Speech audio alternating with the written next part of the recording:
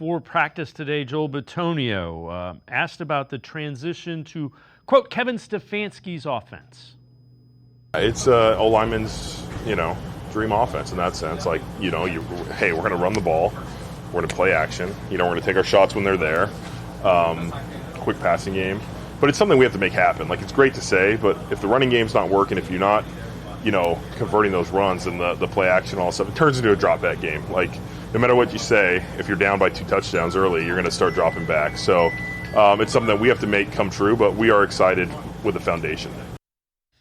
So, Jacob, when you think about that, how important is this offensive line to what they want to do, and how confident are you that they can get back to where they were a couple years ago?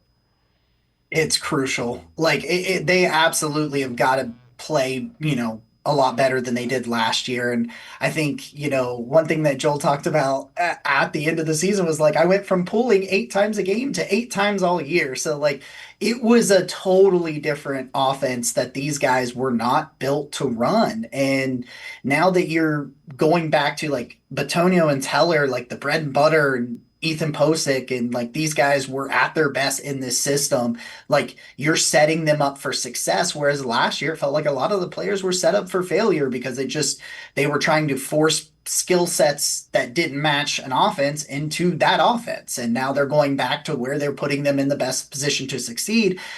I remain cautiously optimistic because it was bad last year and a lot of this offensive line is older. And, Jack Conklin was great, but that was his first real healthy season in 3 or 4 years. And, Batonio and Teller and Posick, they're all getting older for offensive linemen. And so there's a real chance that they don't get all the way back, but I'm very cautiously optimistic in a sense that it seems like the team is confident, and I do think those players are better than what they were last year automatically with the scheme change. So I'm very cautiously optimistic, and a lot of it has to do with I don't know what's going to happen at left tackle, but I will also add that I think the depth, getting guys like Tevin Jenkins and Cornelius Lucas, makes that line a lot better, even if there are injuries and they can't stay healthy. But I'm still going to be cautious just because of how bad last year was. But I'm relatively optimistic they can do it.